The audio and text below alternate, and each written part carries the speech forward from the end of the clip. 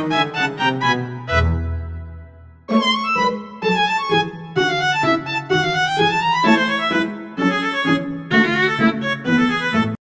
Assalamualaikum warahmatullahi wabarakatuh. Perkenalkan, nama saya Rizky Putra Senaga. NIM saya 123120092. Saya adalah mahasiswa YN Pontianak, Fakultas Syariah Prodi Hukum Keluarga Islam. Sekarang saya berada di semester 5. Jadi, pada kesempatan ini saya akan menjelaskan beberapa persoalan penting dalam PTUN. Halo teman-teman online, pernah nggak kalian atau orang sekitar kalian dapat surat keputusan dari kantor pemerintah? Misalnya, SK diberhentikan, izin ditolak, atau sanksi administratif, terus merasa itu nggak adil. Nah, di Indonesia ada tempat khusus buat menggugat keputusan itu, namanya PTUN atau Peradilan Tata Usaha Negara. Di video ini aku akan menjelaskan apa sih itu PTUN, siapa saja yang boleh menggugat, bagaimana prosesnya, dan kenapa ini penting buat kita semua.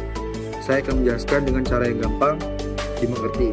Yang pertama yaitu sejarah singkat Peradilan Tata Usaha Negara. Peradilan Tata Usaha Negara itu lahir tahun 1986 lewat Undang-Undang Nomor 5 tahun 1986. Sebelum itu, kalau pemerintah bikin keputusan yang merugikan kita nggak punya tempat resmi buat protes lewat pengadilan. Tapi semenjak PTUN ada, rakyat punya hak hukum buat menantang keputusan pemerintah yang dianggap melanggar hukum atau merugikan. Yang kedua, yaitu kompetensi dan siapa yang bisa gugat atau subjek dan objek. Peradilan Tata Usaha Negara itu tidak menangani semua kasus. Fokusnya cuma satu, yaitu sengketa akibat keputusan tata usaha negara atau disingkat KTUN. Nah, contoh KTUN itu seperti SK pemberhentian PNS, penolakan izin usaha, pencabutan sertifikat, atau sanksi dari dinas terkait. Nah, siapa yang boleh menggugat? Yang boleh menggugat yaitu warga negara Indonesia, perusahaan atau organisasi yang merasa dirugikan langsung oleh keputusan itu. Tapi harus diingat, kalau keputusannya belum keluar atau cuma rencana atau soal kebijakan umum, itu bukan ranah PTUN.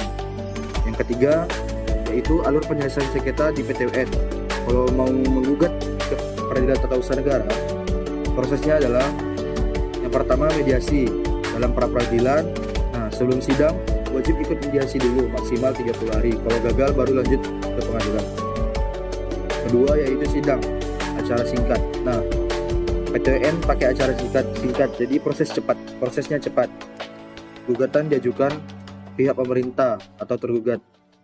Wajib jawab dalam waktu tertentu. Sidang dimulai biasanya dalam 60 hari atau selama 2 bulan. Yang ketiga yaitu alat bukti. Kita bisa memakai surat, keterangan saksi, keterangan ahli, atau bukti yang lain yang sah. Terakhir yaitu putusan hakim, bisa membatalkan keputusan pemerintah, menolak gugatan, atau memerintahkan pemerintah mengeluarkan keputusan baru. Nah, dalam ini apa sih kabar baiknya? Nah, kabar baiknya yaitu biaya perkara di PTUN sangat terjangkau, bahkan sering gratis untuk warga yang kurang mampu. Keempat, yang membedakan PTUN dan peradilan lainnya yaitu asas-asas penting di PTUN. Yang bikin PTUN berbeda dari pengadilannya adalah yang pertama, asas persamaan di muka hukum. Pejabat dan rakyat punya hak yang sama di persidangan. Terus yang kedua, ada asas cepat, sederhana, dan biaya ringan, gak bertele dan gak mahal. Yang ketiga, asas terbuka. Sidang umumnya terbuka untuk umum. Dan yang paling penting, asas keadilan material. Artinya, hakim gak cuma lihat prosedur, tapi juga apakah keputusan itu benar-benar adil atau enggak. Terakhir, yaitu penutup. Nah, jadi PTUN itu bukan Peradilan Tata Usaha Negara itu bukan cuma buat pengacara atau pejabat. Ini adalah hak kita semua sebagai warga negara. Nah, jadi kalau kamu merasa dirugikan oleh keputusan pemerintah yang nggak masuk akal atau melanggar aturan, kalian boleh dan berhak banget untuk menggugat PTUN. Kamu nggak perlu takut, nggak perlu bingung, cari info ke Peradilan Tata Usaha Negara terdekat atau kunjungi situs resminya.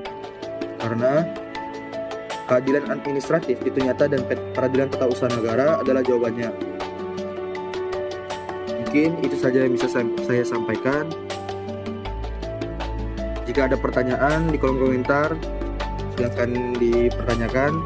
Terima kasih sudah menonton. Nah, kalau video ini membantu, jangan lupa like, share, dan komen.